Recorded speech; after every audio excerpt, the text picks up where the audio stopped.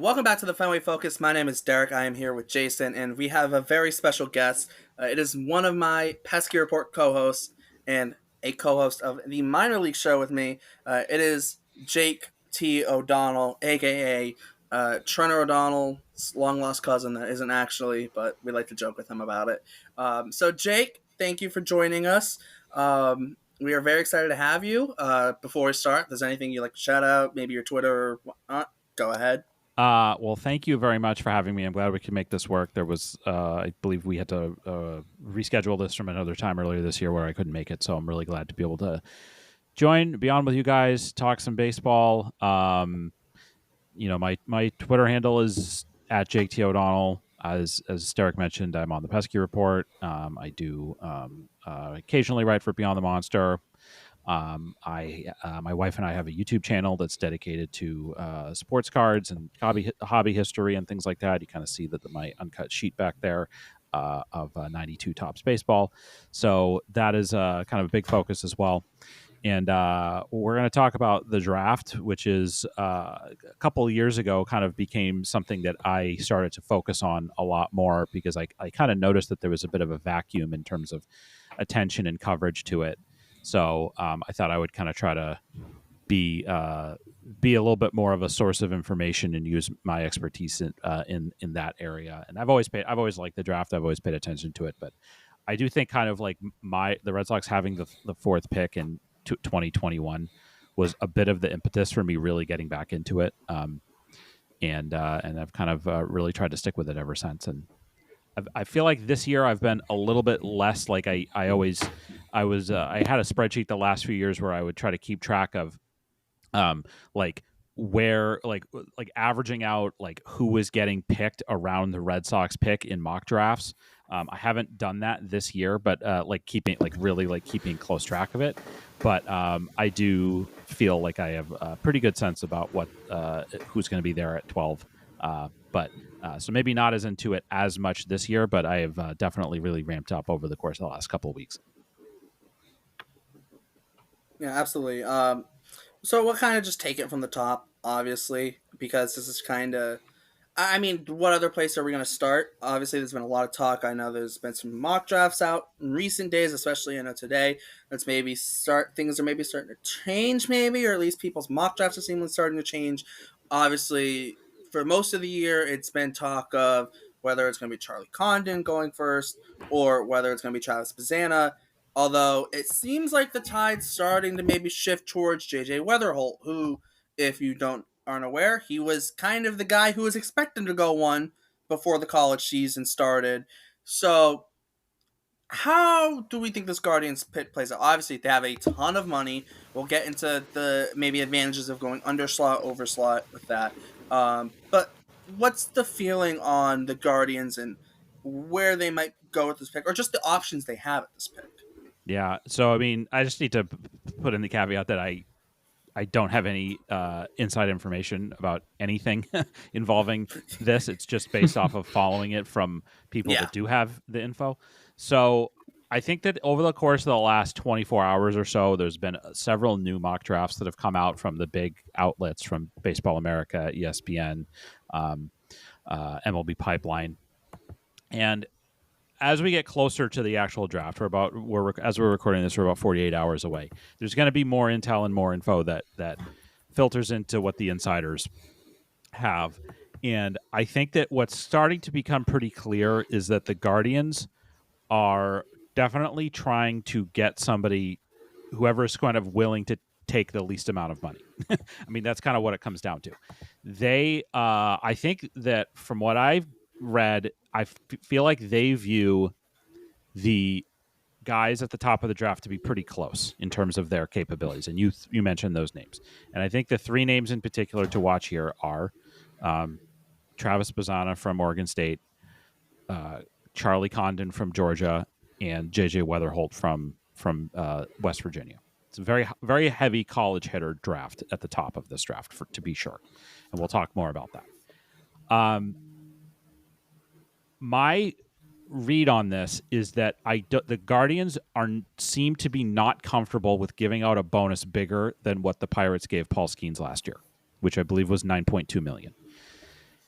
with good reason, because nobody in this draft is as good as Paul Skeens. And nobody in this draft is as good as Dylan Cruz, in my opinion. No, you could even argue nobody in this draft is as good as Wyatt Langford. So I think that their thought is that we're not, even though the slot bonus I think is like $10.5 million, we're not going to give out this historically big bonus.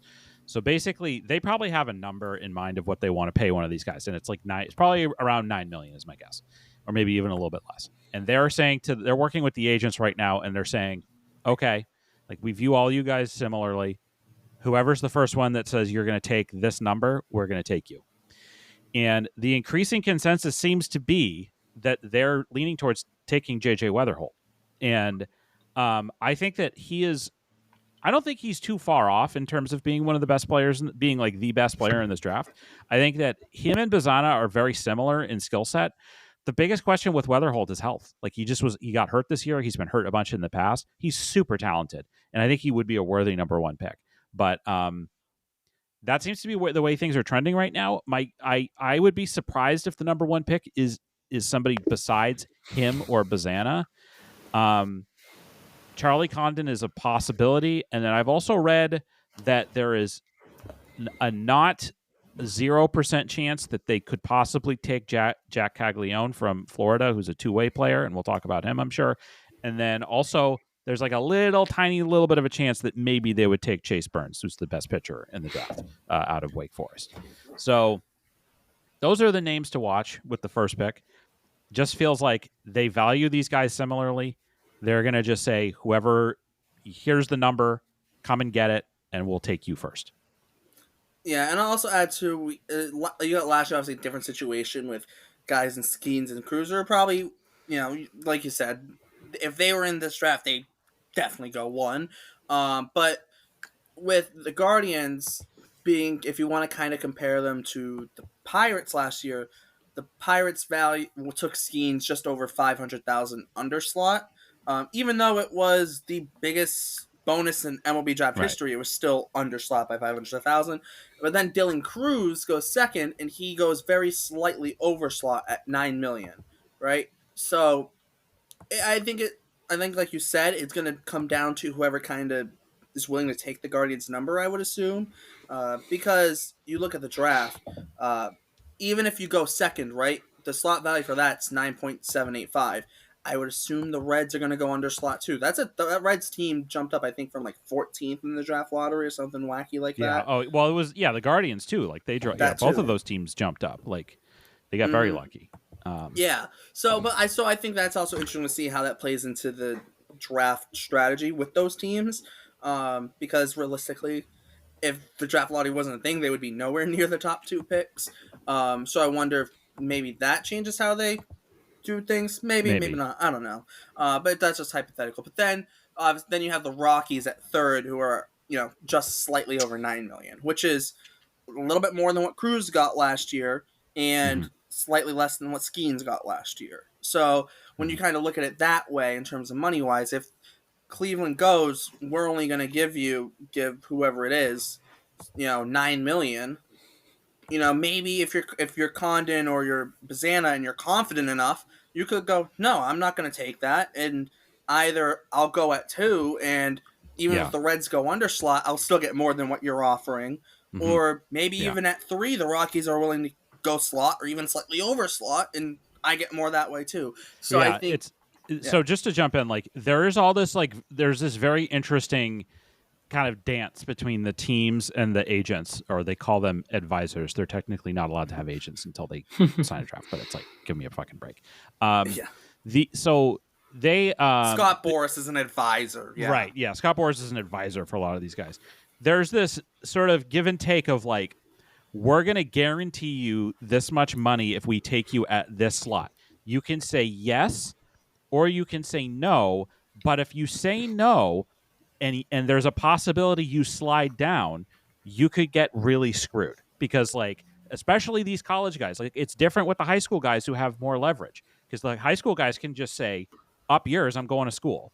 Or whereas these college guys can't do that. Like they could go back for their senior year, but they lose leverage. We saw this happen with Jed Fabian a couple of years ago.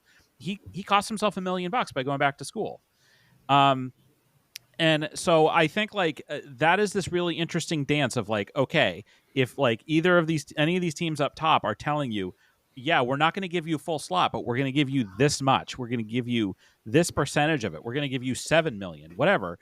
But then if you fall down and nobody wants to take you, and if the eight, let's say the Rockies are going to give 9 million to somebody, and they say we're going to give you like close to the slot, we'll give you 8.5 million, but then that guy just ends up falling and he falls all the way down to 9, and he just cost himself $2 million. And that's, the agents don't want that because they want the guys to get as much of a bonus as they can because it helps them. So it is a really fascinating dance, and those conversations, I guarantee you, this is what's happening. And Yeah. these, especially at the very top of the draft, the teams in the top 5, top 7, top 8, these are the conversations that are happening about like, Yeah. because there is an aspect of this, especially at the top of the draft, that's predetermined before it actually happens. Yeah, and I'll just very slightly, just quickly add into, I saw a mock draft yesterday from Fangraphs and Eric Longenhagen where they had Weatherholt going 8 to the Angels, falling all the way down to Possible, 8. yeah. That's a guy, like we said, he might be inclined to take that underslot at the first pick. That's exactly the example I wanted to bring up. But yeah, my question has to be. Jeez, I can't speak today. My question's related in. Oh my god, I can't speak. Nice one, Jason. Thanks, Derek. Get out. Pre-draft agreements. There we go. I don't know why I had that thought in my head, and I'm like, okay, this is how I'm going to say it. But pre-draft agreements, Jake. How, in your opinion, how much of this draft has already been like, okay, these guys already probably have agreements with this other team, or is the number 1 pick going to influence how the rest of the order is going to be? I know you talked a little bit about that, but how much of it do you think right now is defined by pre-draft agreements? Right. So right now, like 48 hours before the draft, I don't think there's been much that's been decided. I think it all kind of comes together in the hours right before the draft. There are conversations that are constantly happening. They're throwing around numbers. They're trying to figure stuff out, but it always will go.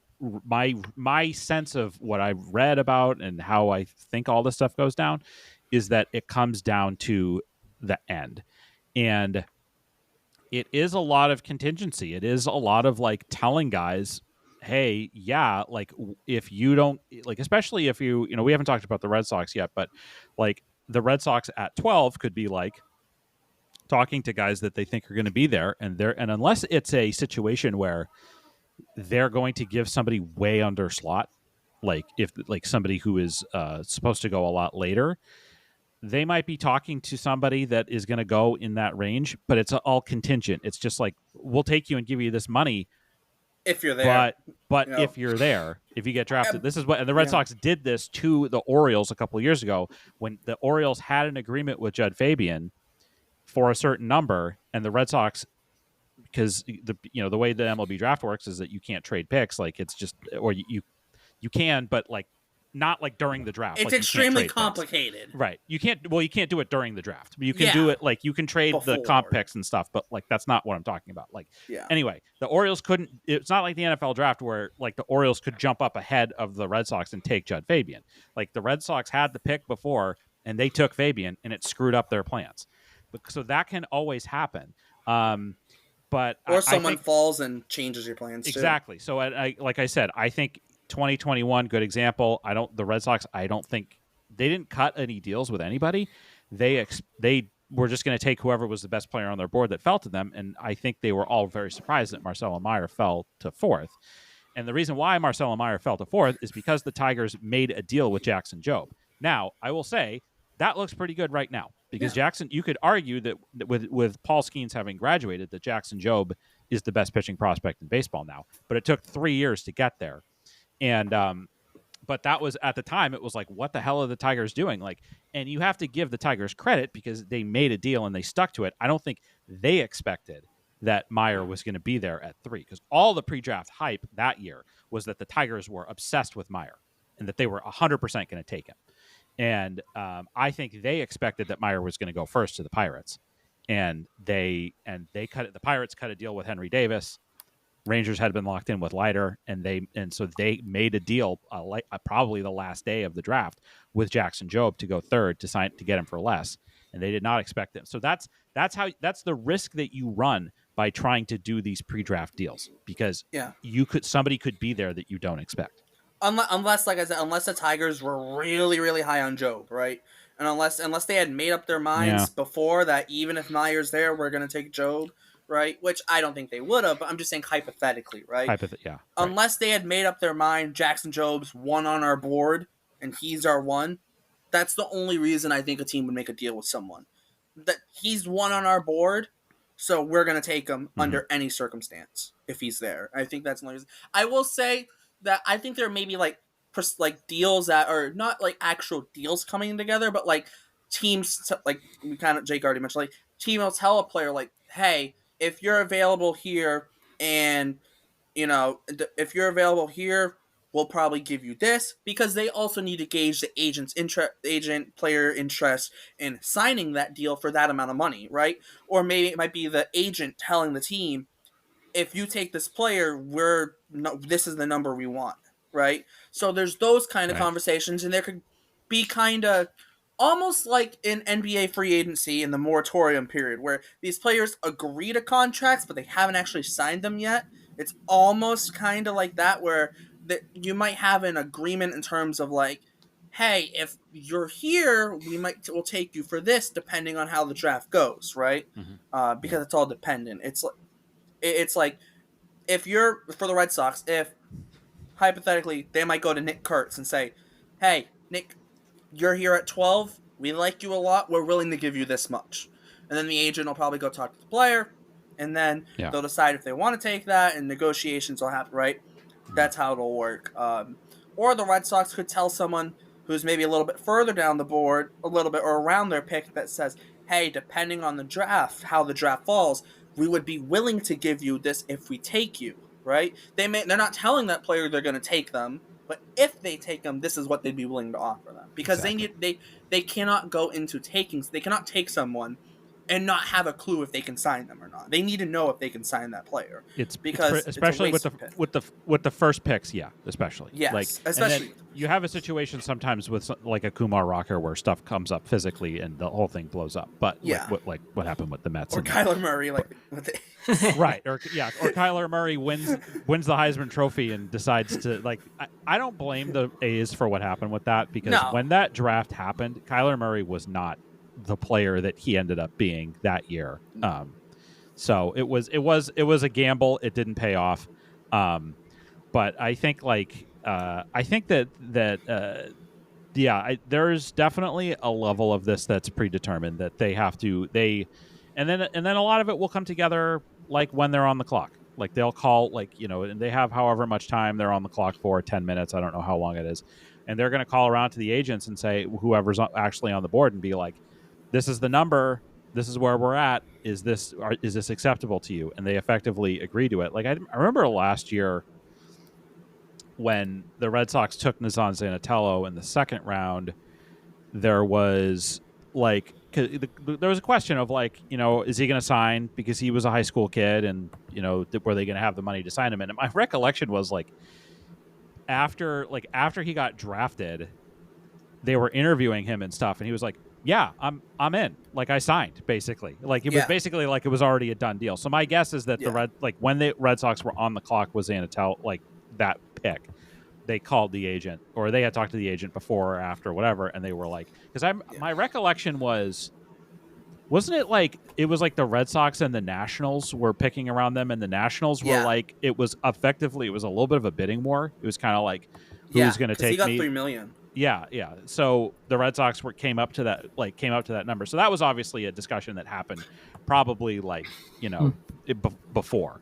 And the Red Sox was way over slot too. It was way over slot. The Nationals had the 40th pick. So actually the Red Sox probably did that way before, because the Nats had the 40th pick. Right. And they ended up taking Yohandy Morales. Yeah. So it is funny how that works sometimes. And they were it was I just remember that, because the signing deadline isn't for at least a couple weeks after the draft. And it was just funny to hear that weekend this kid who was very clearly going to sign for a lot more money than slot was just yeah, it's done. like I'm you know, I already signed, or I don't know if he said that, but he was just like, yeah, I'm going to play for the Red Sox. Like, this is not like, oh yeah, my agent already worked it all out. It's done. But So I'll add to the point too. That's what makes it so important that the Red Sox knew how much they were giving Teal. yes, That's Oh, what yeah. makes that so important, because they give Zanatello $3 million, but they're not sure how much they. If Teal ends up coming in and they don't have a deal agreed, and Teal asks for overslot, then you're kind of screwed. Because if you remember, they also took Antonio Anderson overslot right, in yeah, the he was third overslot too. round, Yeah, right? And that so yes, they went very heavy underslot later in the draft. But even like Christian Campbell was slot, Justin Reimer was very slightly overslot too, right? yeah, So there was a lot of overslot going around early in that draft for the Red Sox. So to yeah, and get then Teal under slot and then go way under slot 6 through 10 for the right, most part. and I think that. I think that is something to expect from not just the Red Sox, but every team too, which is just like you're going to see guys get taken in the latter half of the first 10 picks. So basically the picks 6 through 10 that are going to seem like they're reaches. But like the thing is that usually the guys that are like, if you go by the rankings, right? Like if you go by the Baseball America rankings or the pipeline rankings, like once you get into like the 200s, like whatever, like that, like a 250, 300 ranked prospects, you're talking a lot about high school kids that are probably not going to sign. And so so I don't know what the examples are going to be of that this year, but if you're watching along with the draft and you see like the best available, like, you know, if you're doing this on Monday after when they start doing, you know, they're going to do rounds 3 through 9 or 3 through 10. I think 3 through 10 they're going to do. Yeah. And you look and you're like, wow, best available is some high school shortstop from Texas or something like that keeps falling down the board. And you're like, why aren't they taking and the Red Sox don't, they take some college senior with their 7th round pick instead of that guy, instead of the guy who is like ranked 125th or 180th or something like that. There's a reason. The reason why they're not taking him is because that guy's agent has signaled to teams that he's going to college. And so what you could very well see then is that the Red Sox or another team would then take that guy with like their 18th round pick or their last pick, their 20th round pick. That is a just in case. Like that is basically like that helps you establish a bit of a relationship with the player. If it's somebody that maybe you are going to want to take after their college eligibility is up for them to be drafted, or if they go to a JUCO, they could go to a JUCO, so it's a draft and follow situation possibly. But also like something goes, you have to take those guys as a contingency in case something goes wrong with your first couple round picks, and all of a sudden, like if you are in 2021, the Red Sox basically, like the way that they worked their draft with the Fabian stuff was they just like didn't have enough money left over to give him what he wanted, and then they couldn't really distribute that out. Like they used up all, like I think the Red Sox knew fairly early on that they weren't going to sign Fabian after they drafted it, and it's a bummer. It is what it is. They ended up getting that extra pick that allowed them to take Cutter Coffee, and then also had more bonus pool money so they could take Roman Anthony. So it all worked out. Yeah. But taking if you take one of these high school kids at the end of the draft, if something goes wrong with your first round pick, if there's a problem with the physical or something comes up and the agent changes their mind and the bonus demands are way out of control, if you have enough time and you have enough money left over, you can go back to those kids at the end of the draft that you take, the high school kids, and you can say, we have an extra $5 million. Is that enough to keep you from going to school? And the problem with the year that the Mets took Kumar Rocker, they didn't do that. They did not take any of those like high school long shot picks late in the draft. And they ended up eating like $7 million or however much it was in. They don't get to keep the money if they don't sign the player, though, right? Correct. Yeah. They get the pick, especially if it's a top.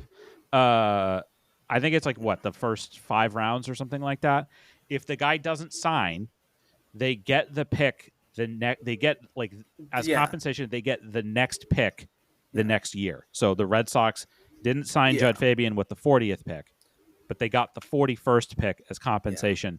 But they couldn't reallocate Judd Fabian's money to other people, though. They weren't able to. There wasn't enough time, and they also just basically they didn't have enough money. Like he wanted $3 million, and I think the Red Sox only had like 2.1 million left. Yeah. And so they left that money on the table. Yeah. Okay, well, because the slot was like 1.9, I think, or whatnot. Yeah, I don't remember what it was. So something like that. Actually, But like the Red Sox, I don't think they wouldn't have been able to take that 1.9 and put it elsewhere, right? They couldn't. Yeah, it was. It was 1 point. Yeah, it was just under 1.9. It was 1.85. Yeah. That's what I'm saying though. The other 200,000 they could have moved elsewhere because that wasn't that slot. So hypothetically, this is my hypothetical, right?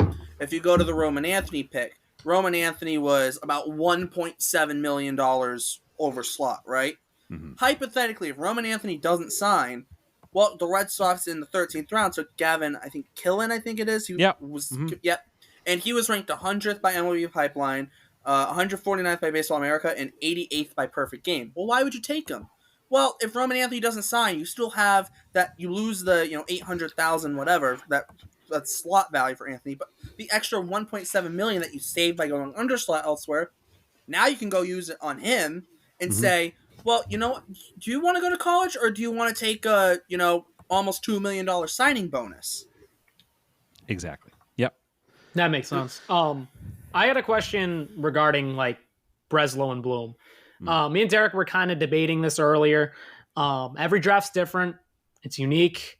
Many, many, many scenarios are probably drawn up by every front office, for the past 1, 2, 3 years, 4 years, they've gone about at slot or under slot in the first round. Then they've gone way over slot in the second round.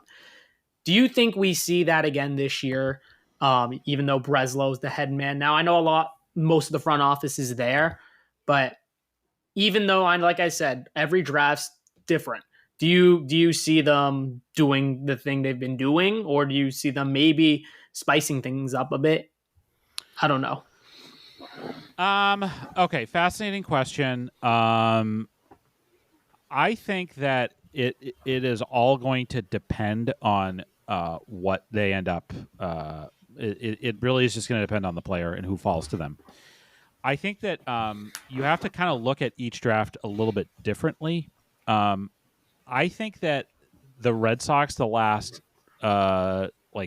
couple years, last year for sure, the year before, you have to go back to 2021 was the last time that they didn't have any extra picks. They didn't have compensation picks for losing free agents or the pick that they lost for Fabian. Like last year, they had 2 extra picks, and because they didn't sign Nate Eovaldi and Xander Bogaerts. So they had 2 extra picks, and they used those picks on Christian Campbell and Justin Reimer.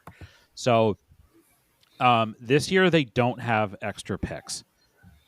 That makes me think that they're going to try to be as close to sort of slot for each of these picks as much as they can. That's kind of how they played the 2021 draft, where if you look at it, like they signed Meyer for exactly the slot. They got Tyler McDonough for a little bit under. They got Elmer Rodriguez Cruz for a little bit under.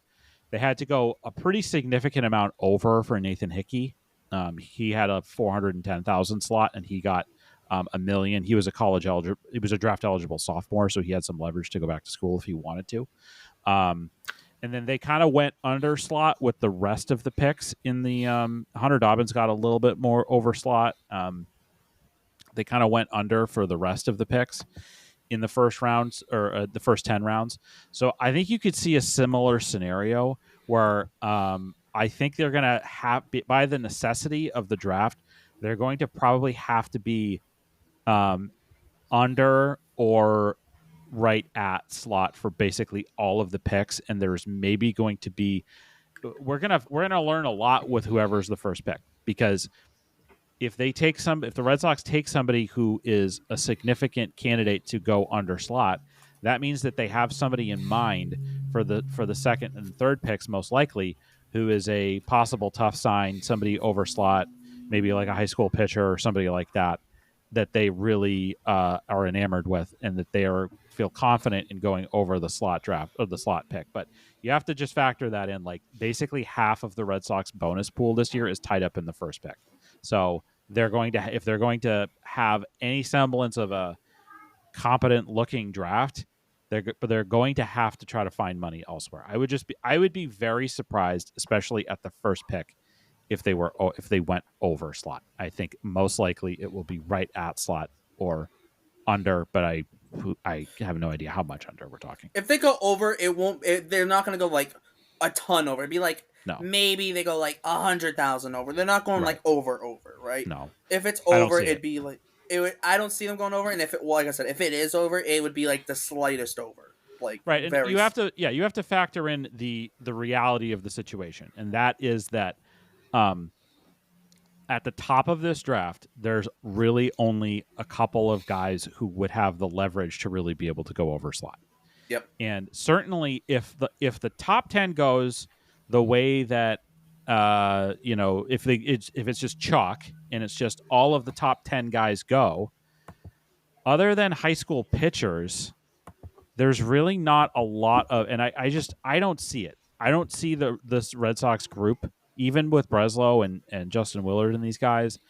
I just don't see them taking a high school pitcher with the first pick still. I just don't see it. Like, there are candidates. Cam Caminiti is one of them, and there's a few other guys. Schmidt. Well, the rumor and is others. That isn't aren't the Tigers on Caminiti? The Tigers are apparently as connected. They're the most connected to any single player. Like the 11th overall pick is the single pick that is tied the most to one single player in terms of the pre-draft rumors, and that is to Cam Caminiti. And one thing I read today from, I think it was Kylie McDaniel, he said it's gotten to the point where people are now starting to think maybe it's kind of a smokescreen. They think that it's like actually there's somebody else that they really want, and they're using the Caminiti thing as a smokescreen. But who knows? This is the intrigue of the draft, of before the draft. I guess going back to what I was trying to say, there are two possibilities of high school hitters that could fall to the Red Sox at 12. Connor Griffin is one of them from Mississippi, and Bryce Rayner is the other one from California. And it's just funny because he's a left-handed hitting high school shortstop with. He actually has quite a bit of. He has like more power than some of these other guys the Red Sox have looked for. If those guys fall to the Red Sox at 12, odds are they're going to have to pay full slot for them, or they might have to pay more. The more I've looked into it, I think Rayner is definitely a possibility. I'm not positive that I think that Connor Griffin fits what the Red Sox like in a prospect. He's just very swing and miss heavy. He's great. He's like I enjoyed this. I listened to the Baseball America, the Future Projection podcast, and one of the guys described him as a tool shed, and I think he meant that in a good way. Yeah. Well, I mean, Griffin. 65 runs, 70 arms, 60 field. He's a stud. He's a stud. Kind of Zanatello-ish in terms of like toolsy. But the Red Sox, remember, they didn't take Zanatello in the first round. They took him in second. Exactly. So I think that those would be the guys that you would take possibly over slot. The rest of the possibilities are all college hitters, and they just don't have the leverage to ask for over slot. And that was why the Red Sox were able to get Teal for $660,000 under slot last year. So they were like, okay, this is the number. So I would say that's if they're going to take a hitter, that's likely where they're heading. But we can talk about other possibilities as well. Yeah, and me and Derek were talking before this about Griffin. I mean, he's an LSU guy commit, right? Griffin is LSU. Or is he Texas? Yeah, he's LSU. Yeah, Griffin's Texas. Some love. So then, yes. No, sorry. Griffin's LSU. Rayner's Texas. Rayner's Texas. So Griffin, they're gonna have obviously that's leverage too. To Jake's point, right? Yeah. Well, the other thing too, if the Red Sox do go pitching, I think the way they go pitching is if Trey Savage falls to 12. Well, I say falls, and I mean he could go anywhere from like 8 to 15, depending on where you've looked. I think I haven't really seen him at 15, but you don't know how the draft goes, so I like to kind of give more of a range. I don't. Yeah, I would be a little bit surprised if Savage fell all the way to 15. Yeah, I would. I think I saw one where it was like a mock draft, I think it was like a few days ago that had him at like 14, but then like a couple days later they had him. So the tide seems to be shifting. Like I've seen now a couple of mock drafts, and especially the Baseball America mock draft, the most recent one, has the Red Sox taking Trey Savage at 12. Yes. And he is, and this came from Carlos Collazo, who, as we've mentioned on the Pesky Report before, he has, whoever his sources are with the Red Sox are really, really good because he has been dead on a bunch with the Red Sox and draft stuff. So, which was what concerned me a bit because up until this, he basically had the Red Sox taking Vance Honeycutt from UNC every time. And I think Vance Honeycutt is one of the most fascinating guys to come out of college in the last few years, where he is like a gold glove center fielder and he has real power, like 70 grade power, but his hit tool, his swing decisions are horrendous. Joey Gallo, if he could play center field, basically. Right. Like I would like, there's maybe some similarities there to like a Rafaela, but I think Rafaela has a much better like ability to make contact. Bat to ball skills. Much better bat to ball skills than Vance Honeycutt. Like so, and if the Red Sox did take Vance Honeycutt, like that would be a big time haircut. Like they could probably get him. Yeah. They could probably sign him for like $2.5 million, and then you could be excited about what happens with the rest of the draft. But that guy's got some crazy upside though too. That's the risk with him. Like right. Yeah, he's one of those guys where it feels like low floor, but like stupidly high upside. Mm-hmm. Because this you like is a gold glove caliber center fielder potentially. Yeah, elite power, and if the hit tool develops, like you got a 5-tool guy potentially right there. But that hit tool is such a big question mark where it's like, do you really take him? I think this goes to an interesting point that Alex Spear covered in the Globe today, which is about like the way that how the Red Sox view view like tools in draft prospects and kind of like what they can do, what can the Red Sox actually do in terms of like helping guys get better or sort of learn skills or develop skills? Like what can you develop in the minors as opposed to what guys are you can't really develop. And I'm trying to pull up the article and I'm having difficulty doing so. But I think like one of the things that they really talked about was that like it's hard to teach like bat to ball skills. Like that is like guys like tend to either have that or they don't. Now you can work with guys on swing decisions. Like that's something that we've seen improvement with that. Like we've seen even improvement with that with guys like Marcelo Meyer this year and Nick York and other guys. But like it can be much harder to get somebody to figure out like how to put the bat on the ball more. Okay, so I just found it. So basically like athleticism, hand-eye coordination, and the ability to recognize pitch types in the strike zone are harder to coach than strength, conditioning, bat speed, or bat path. Like they can teach those. Like I'm reading directly from the article. And they're talking about Christian Campbell. Christian Campbell is a player who swung at strikes, didn't chase pitches out of the zone. Barrels seemed to find the ball with remarkable frequency while simply hitting it at bad angles. Given the room in his body to add strength, the team felt confident could help Campbell gain strength and bat speed with his hitting coordinators, and that is, that's what we've seen. Now, what they mentioned, which is interesting, is that pitching is very different, where nearly anything can be coached and taught. Like, if somebody has the right body type and frame, everything like strength, velocity, pitch design, pitch usage, like they can work with guys on all of that stuff. But I think that there's enough, and so it goes to kind of a point that I've made, which is like there are enough talented college hitters between that are going to be available at pick 12, whether or not somebody like Nick Kurtz or Braden Montgomery falls out of the top 10 and the Red Sox can take them. But then there's also plenty of other guys, and it's the names you've heard: Christian Moore, James Tibbs, Seaver King, Cam Smith, Ryan Waldschmidt. Like these are all like really good prospects that all have different skill levels, and there's things that they're better at than others. But I would be disappointed especially if Yasavage is off the board at 12, if the Red Sox use the 12th pick for basically any other pitchers that could be available. I don't think I think if they're trying to make the safer selection, the safest selection is just take whichever of the college bats they like the most. Yep. They will probably be able to get that guy for under slot, and then they can use that money to take bigger swings in like the second and third round, depending on guys who fall. That to me is the likeliest scenario for this draft. Yeah. Well, I will add to, like, you bring up Seaver King. Seaver King is interesting because, to me, in terms of he's good. he puts the ball in play a lot and hits a lot of line drives.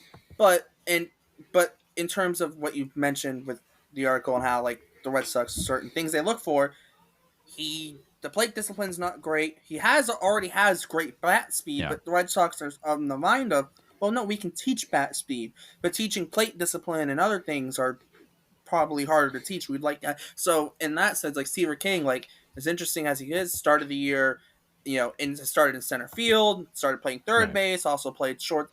He ended up at third base, started playing some. Well, I shouldn't say start. He ended up playing some shortstop and second base too. So that's interesting, but like it doesn't really necessarily fit the Red Sox profile necessarily. Now it could change with Breslow, although it's pretty much the same people running the draft, but you never know. But like guys like that are interesting in terms of he doesn't necessarily fit the profile they've gone after, but he does kind of have the bat to ball skills and versatility there, so that could be interesting, but doesn't seem to fit the profile they've gone after. Yeah, I think the two Florida State guys feel like guys that would fit the profile better, and they're, Cam Smith and James Tibbs. Who James Tibbs is a corner outfielder and he's a left-handed hitter, but he rakes, and he was the one that went to the Red Sox in Eric Longenhagen's mock draft. And then Cam Smith, who I haven't really seen mocked to the Red Sox like at all, but he is like feels like a perfect fit because of the fact that he's this like, he's got really good bat to ball skills. I think there's a chance he could stick in the infield. He could stick at third base. If not, he's probably a corner outfielder. Showed good power potential. Showed good plate discipline. Like he's the guy that I think would make a lot of sense. I think that Christian Moore's name has been mentioned a lot, and he was mocked to the Red Sox in I think this most recent pipeline mock draft that came out last night or early this morning. Yeah. And I think Christian Moore is really talented. He's got really good power potential. There's some stuff that's a little bit concerning to me with him, and that includes, some swing and miss in his game. I think like he was a late riser, right? Like he was somebody that maybe was like ranked a lot lower coming into the season, and then he really turned it on for Tennessee down the stretch, and he was amazing in the College World Series. He hit the cycle in the first game, and he also has this like he's also definitely this like leadership like type of guy that people gravitate towards, and sort of a rah-rah type, and I think that's cool. Like that's great, and I think he has great makeup. I think that is a plus and will help him in the pros. There's just like some things that I think some people are not really sold on with him at the plate, especially. It's similar. He might have a similar defensive profile to Christian Campbell, where it's like, okay, like he plays second base in college now. Is he going to stay there? Is he going to have to move to the outfield? Like, not a big deal either way. Like if the guy hits, like you'll find a place for him. But his name has been a question mark, right? His name has been mentioned with the Red Sox a lot. So, I think but I think that the most interesting thing to me is that we're starting to see more buzz about Yesavage at 12 instead of a hitter, and that would be the earliest the Red Sox have taken a pitcher in the draft since Tanner Houck, who was a first round pick. And that was in 2017, right? Yep. Yeah. So the Red Sox have the highest they ever drafted a pitcher under Chaim Bloom was Elmer. Don't call me Eduardo. No, actually, you're right. It was Dalton Rogers. Elmer Rodriguez Cruz was the highest they took a high school pitcher. Yes, and he was a high school pitcher out of Puerto Rico, wasn't an American high school. Right. So that kind of funny in that sense. I don't even think they took an American high school pitcher under Chaim. They did, but they didn't sign. Well, it was last year. They that's took. What I mean. They took a kid from Idaho last year in like the whatever. Yeah, it was Robert Orlowski. The 20th round, the last round pick, and he didn't sign. He ended up going to college. No, I mean like guys who weren't actually signed. Like yeah, let's see. I don't think they didn't take a single high school pitcher in 2022, and then 2021 it was Elmer, and then. They didn't, they only had 4 picks in the draft in 2020. So, yeah. So if they did take Honeycutt, that would indicate to you that okay, they definitely have a guy in the second round lined up over slot. Absolutely, it doesn't necessarily have to be second round. It could be doesn't third mean, round. but like they have someone. They have somebody. Yeah, absolutely. Yeah. I mean, they would not give Vance Honeycutt full slot, like because the other stuff that I've seen recently is that. Honeycutt is more considered like a late teens, maybe into the 20s pick in the first round as opposed to being like the 12th pick. So that would be a pure money saver. They've got a high school kid, somebody that they are hot to trot that they want to take. It would be in the first 5 picks, obviously, but it would. I think most likely it probably would be the second pick, but it could be the third pick or fourth pick too. Yeah. But, well, I do want to talk about, bring up the fact what I just want to do. To me, unless you're Savage is there, you take a position player, just in the Agreed. fact of that the Red Sox have proven in the last couple of years that they can get pitching and talented pitching, outside of the first couple rounds. I do have to bring up, though, the fact that now Breslow obviously probably not super involved in the draft with the Cubs, but, he learned under the people who were probably involved in making those decisions. And in 2022, the Cubs took Cade Horton in the first round right. and Jackson Ferris in the second round, both pitchers. And then last year, they did take Matt Shaw in the first round, the Cubs did. But in the their second pick, which was the second compensation round, the compensation round after the second round, they took Jackson Wiggins, a pitcher as well. The Cubs did. So that's interesting to know. I think you'd probably see something more like the Cubs in terms of like last year, where they go position player and then maybe they go pitcher in the second or third or something. And I kind of want to transition that into maybe people we like just in general in this draft class, because it's always interesting. Obviously, we can talk about who we like just in the first few picks. Obviously, we love Urangelo. I think Hunter Knoll said it was Sanhe, I think it's how it's pronounced. Sinte, whatever. Yeah. Just too many not enough vowels. That's easy to say. Confusing. You just remember Sinte. You got to remember Sinte. Yeah, you got to remember that. Siente. That's the issue. Yeah, whatever. Siente. But he's fun because he's a switch pitcher. But switch pitcher, we love it. An interesting name I wanted to bring up, because this is a guy who, if you want a college pitcher, right, and you can't get any of the guys, you can't get a Savage, and obviously you're not getting Hagen Smith or Chase Burns unless, I don't know what would have to happen for something crazy. Insane happens. But there is someone I did want to bring up, because there was a guy who was projected to be an easy first round pick in this year's draft, and Chase Burns' teammate, Josh Hartle, right? And that's a guy who projected early first round pick, had a very rough year at Wake Forest, very shaky, and now he's probably projected maybe second, third round, potentially. Yeah, he's ranked 70th by 70 by so second, third, right? Second, third. That's a guy maybe the Red Sox look at and say, he had a rough year, but we like some things with him. Maybe you go position player, maybe you take him in the second round or take him in the third, depending on what the money looks like in the third, if you can get him in the third, right? That's like, obviously I'm just bringing him up because if you want the kind of elite pitching prospect that isn't really there after those first three, if you can kind of turn back, if you can kind of get him back towards the 2022 version of himself, no, the 2023 version of himself and not the 2024 version of himself, there might be something there. Now, obviously, other teams can say that too, not just the Red Sox. But with the success the Red Sox have had with their pitching development as of late, and you look at the success guys have had, such as Connolly Early has had, and Trent O'Donnell, Blake Wehunt, and last year's draft, and even the draft before with Dalton Rogers and Noah Dean, and Isaac Coffey, Hayden Mullins. And then even in the 2021 draft, you have Hunter Dobbins and Christopher Troy, and just Luis Guerrero was in that 2021 draft as well, which shout out Luis Guerrero. But the Red Sox have had success developing pitchers, especially this year in the minor leagues. There's been a lot of success there.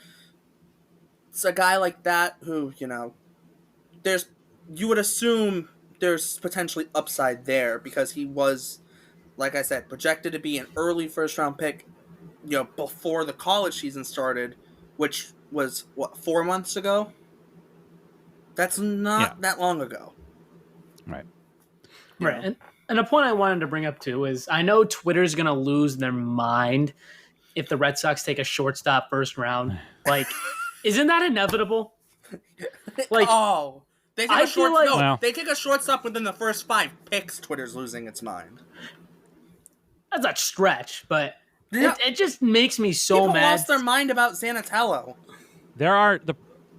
I agree, but other than Connor, like the two, well, even I'm thinking more like Rayner. Like, there are not a lot of shortstops in this draft in general. Like, in terms of like the top, like none of these college guys are projected to be like Travis Bazan is definitely a second baseman.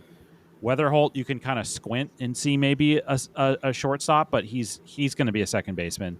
And then the two high school guys, Griffin and Rayner, like Rayner is a shortstop, but Griffin is probably a center fielder. So there's Rayner's the only like Rayner. It would be hilarious because he's a left-handed hitting shortstop from California. It would if they draft him, I would be thrilled because the kid is an absolute stud. He's a little bit he's a little bit older for a high school kid, like he's 19. But he is he is like a ton of tools, a ton of skill, has really good power for a shortstop. Seems like he could probably stick at shortstop. Draws a lot of comparisons to like a Corey Seager. It would be amazing to get him, but it would be absolutely hilarious. Well, I will say this too. We talk about not really any shortstops in this draft. When you go later first round, kind of borderline towards the second round, like you look at the high school shortstops available, and Theo Gillen's listed shortstop / second baseman, but like most people think, he might eventually end up in center field or left field, right? There are some people there with that. You look at like Kellen Lindsay, and that's a guy where he has the speed and range to play shortstop, but is the arm going to be able to play shortstop? He might end up in center field because of the speed. He's at 75 grade speed, right? Kalen Culpepper out of Kansas State. That's a guy who, with his arm, a lot of people expect him to end up moving to third base, even though did handle shortstop better than what some scouts expected, but still expected to move off and probably move over to third base, right? So, like, where's the first, like, true shortstop in this draft? I mean, probably Wyatt Sanford, who MLB Pipeline has ranked 35th. That's probably your first, like, probably a shortstop in this draft. Yeah. And that's after the first round in terms of, like, if you're going by the rankings. Yeah. Or if they go, like, heavily over slot in the second round to get someone like that. Oh, my God. Yeah, but, well, I mean, he's committed to Texas A&M, and he's a Texas kid, so, you know. Yeah. I'm not saying it can't happen. I'm just saying, but, like, if you're going someone like that in the second round, that means they probably took Honeycutt in the first. Right. Well, I guess the other thing I would say is like a lot, like the Red Sox have drafted a bunch of these guys, and Meyer was the only one where you're like, okay, that guy's going to stick at shortstop. Like I think that York had played shortstop in high school, but it was like pretty well known he wasn't going to stay there. And then same thing with like Mikey Romero. Like I think they at least I think Romero has gotten reps at shortstop in the minors, but he's not going to be a shortstop long term. Same thing with like Cutter Coffee is a third baseman because he has the arm for third base, but he's not really a short. I think Cutter Coffee could maybe hack it at shortstop a bit, but he's really more of a third baseman. And then Zanatello just could end up anywhere because of his athleticism, pretty much. Yeah, we haven't really dove into the Zanatello stuff on our pod, but I'm pretty concerned. But we can talk. We'll talk about that some other time. But he's also he's still 18? Yeah, or did he turn 19? He's still young though. I'm concerned, but but as far as like the idea that they would take a high school shortstop with the 12th pick, it's a very narrow lane of possibility, and it's really just one guy, because I don't think Connor Griffin is a shortstop. And if Bryce Rayner fell to them and they took him, that would be amazing. Like that would be incredible. I guess maybe Griffin, there's split opinions. Some people think he could be a shortstop long term, but but I think of him more as being a center fielder type. Both of those guys pitched a bunch too. Like one funny thing in this draft is the number of guys who are quote unquote two-way players. Although I don't really think any of these guys are gonna, like, I don't even think Jack Caglione is gonna pitch professionally, unless a team does like the MLB The Show thing of like occasionally using him as a reliever. I don't see it. I mean, which they're not. But no, it's funny because in MLB The Show you can make a two-way player, but you can make a reliever and a position player, which you end up basically, as last I'm aware, you end up basically being a full-time reliever, and then you play about 40 games as a position player. Yeah, and it's kind of crappy. It's like, why'd you make this an option? I was just looking, like, so the Giants are trying it with Reggie Crawford. Like, it seems, but I don't know, like, his pitching, like, I guess he's okay. The Pirates gave up on it with Bubba Chandler a while ago.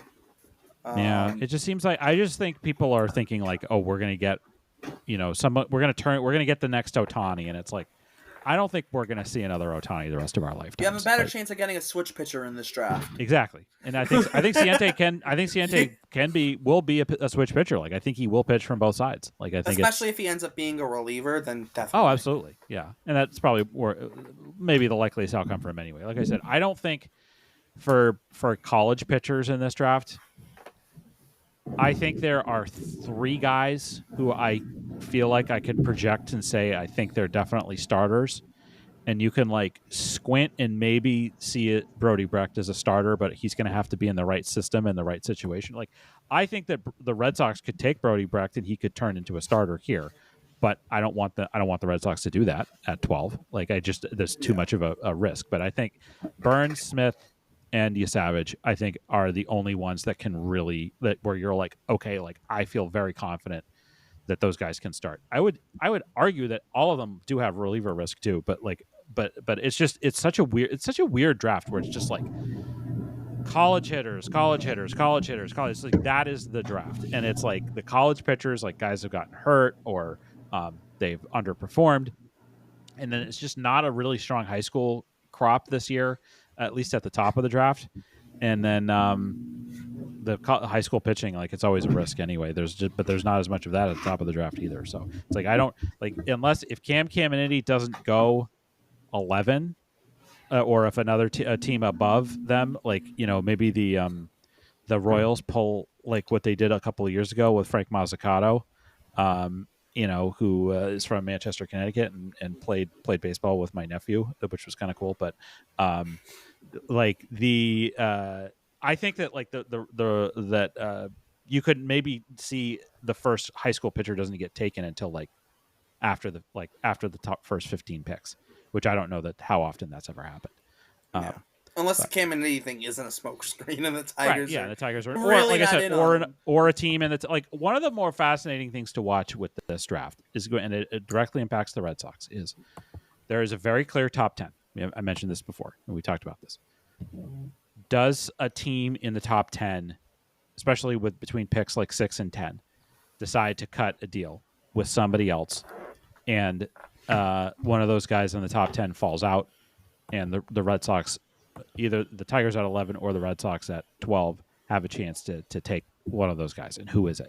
And I think that Nick Kurtz feels like the likeliest from a college standpoint. Braden Montgomery is a possibility too. And then the 2 high school hitters, Griffin and Rayner. If Griffin doesn't, it's one of the buzz things that I had read, and I remember where I saw it, was that if Griffin doesn't get taken by the White Sox at 5, he could fall out of the top 10. And then same thing with Rayner. I think Rayner probably goes in the top 10, but Griffin seems like he could fall. Kurtz is fascinating. Kurtz is like one of the best power prospects to come out of college in quite a while. There's obviously a few of really good ones this year. Condon, Caglione, and also Kurtz. Like those are 3 really legitimate high college power bats. And Kurtz is like, the numbers are off the charts. Like he's like a 40 home run power hitter.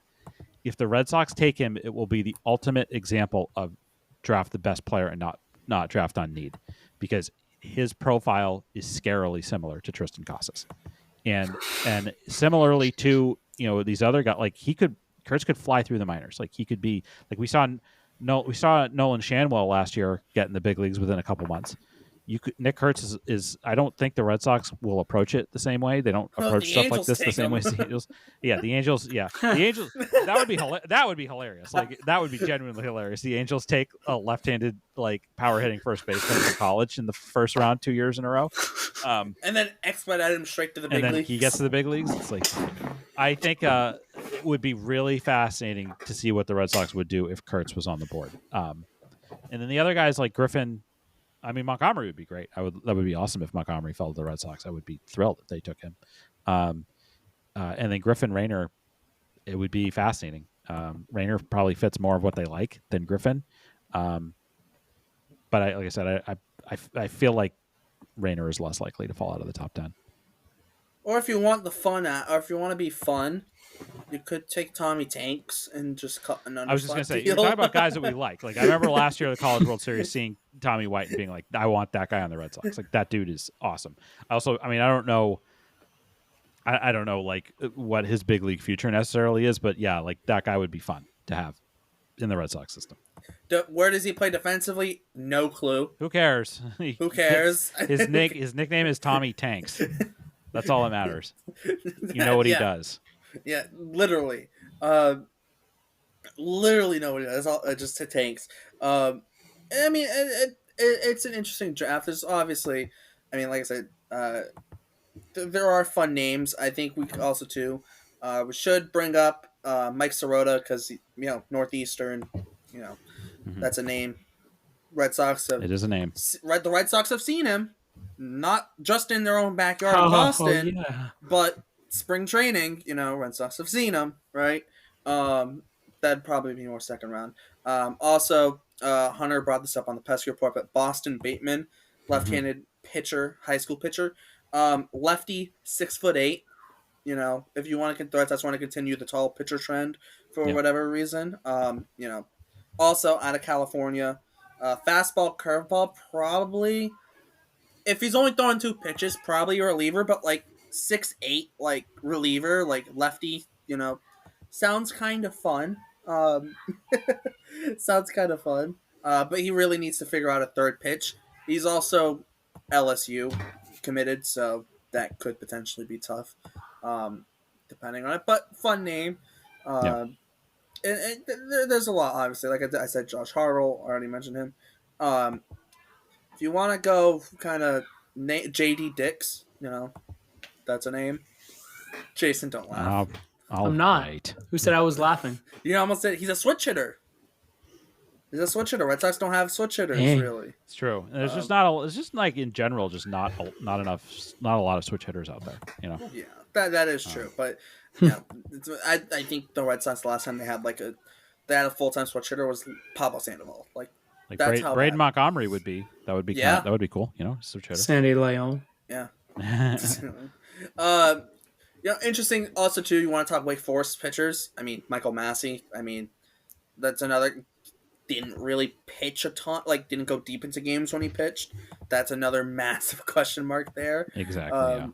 With him, right? But it all depends, right? It all depends on who they like. But because Massey was not good this year, but similar kind of to Hartle was a lot better in 2023. So that Wake Forest team was weird.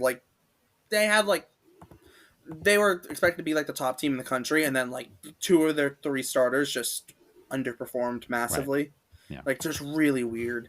And then just what other fun names are there? Well, there's always. Let me see if I can find it because Baseball America always does the fun, the fun draft names thing. Let's see. Berkeley Mabius is a catcher from Bishop Gorman in Nevada. It's fun. There's a guy named Jared Jones, but he's a first baseman. Yeah. John Spikerman. I will bring up. That's a cool name. I will bring up. I brought them up on the Pesky report, but Peyton Green and Zach Earhart, former Red Sox draft picks. If we want to talk Red Sox, keep a name on maybe that. they may not come out with that until tomorrow or probably. But there's not. they always do Coastal Carolina, Derek Bender. There you go. There you go. Need more Derricks. James Nunnally. Kind of reaching on that one a little bit. A little bit. No, but Nunnally, it's Nunnallee. It's It's double letter, almost. There's a lot of double letters. No, Devin Fitzgerald, but there's a dash between Fitz and Gerald. Because it couldn't be just one name. I don't know. There's another thing I wanted to bring up. Okay. We got a good one. Maverick Rizzi, 19-year-old high schooler out of Worcester Academy. And he's a right-handed pitcher. Really? He's 6'10". How have I not heard of this guy? I don't know.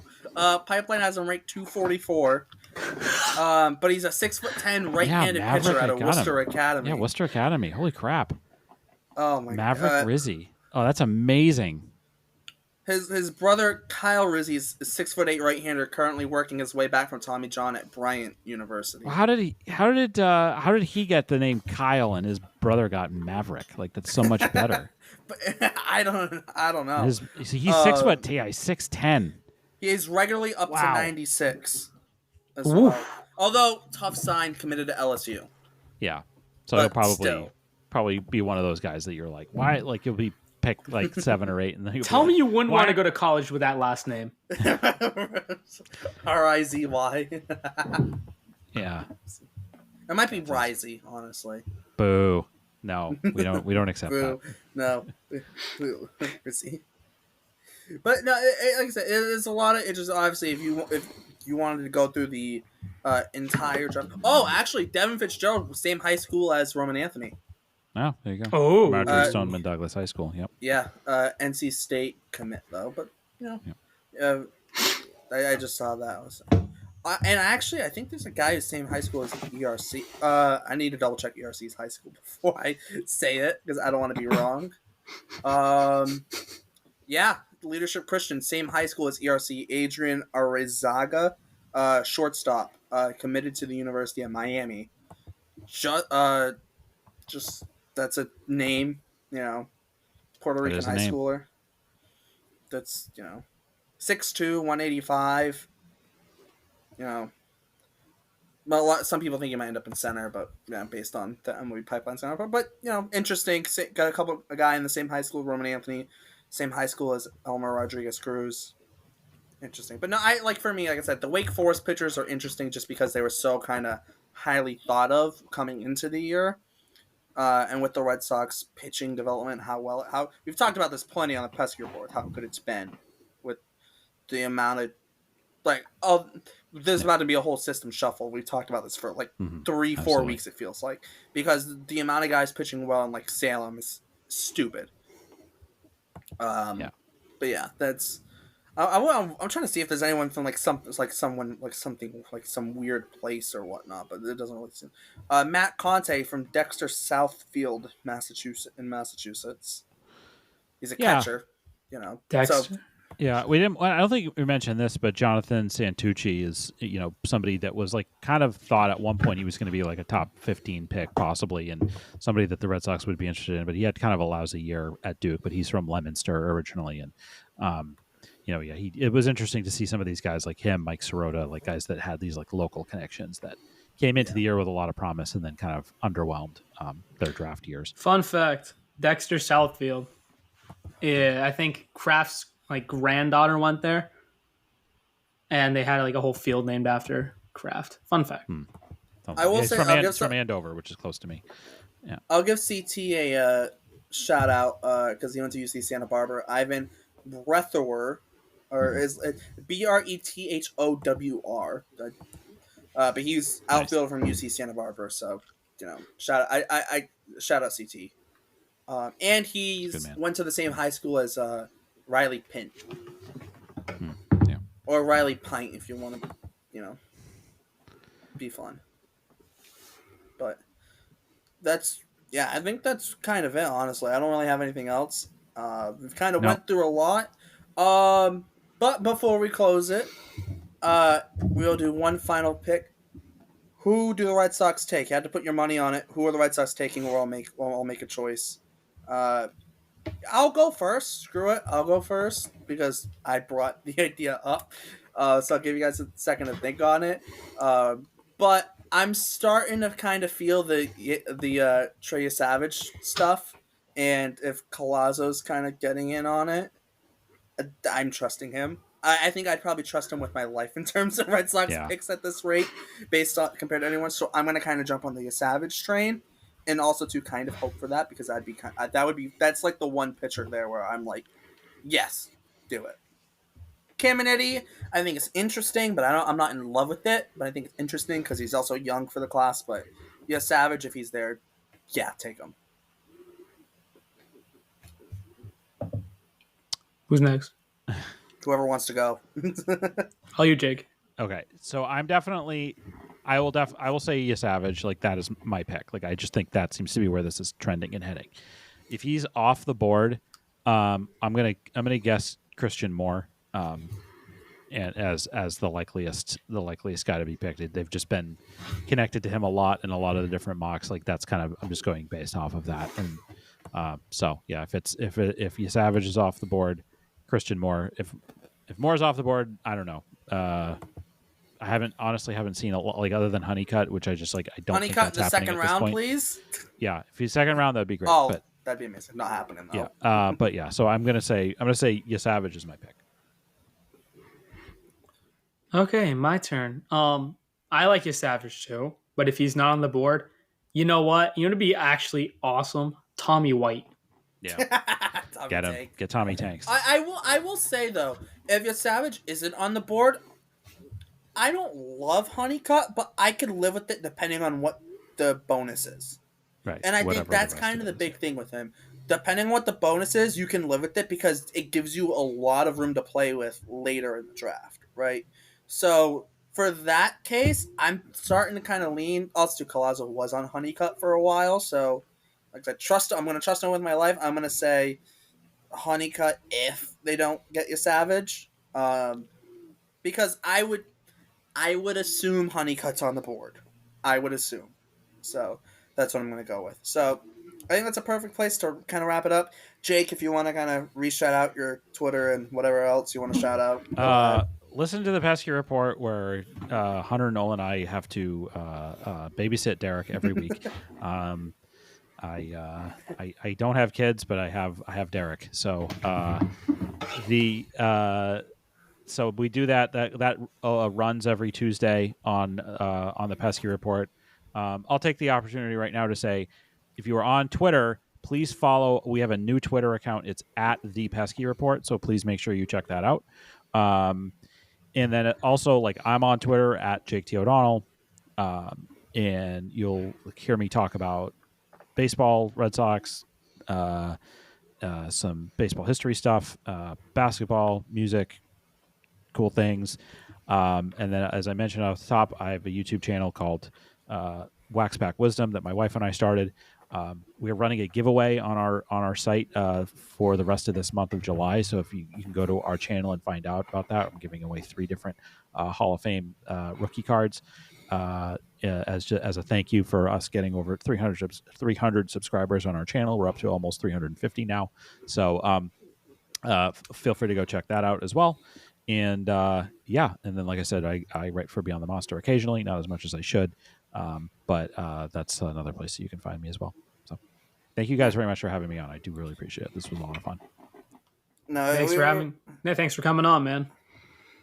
No, it's always a pleasure to do stuff with Jake, obviously. I mean, I get to do stuff with Jake every week, and I still went, oh yeah, I'd love to do another show with Jake this week. Yeah, so it's always fun. It's always fun. So yeah. Yes. Yes. You can't see. Jason showed a picture of a meatball on the screen. So a protein sphere. Yeah, no, thank you. Although I will say, like Jake said, I'll reiterate: follow the new Pesky Report Twitter. We're very excited about our stuff at Pesky Report. We're also excited about the stuff here that we're doing. Jason and I are doing at the Family Focus. So follow us too. And for Jason and Jake, thanks for joining us. My name is Derek. That'll be it for this episode of the Family Focus, and we will see you next time.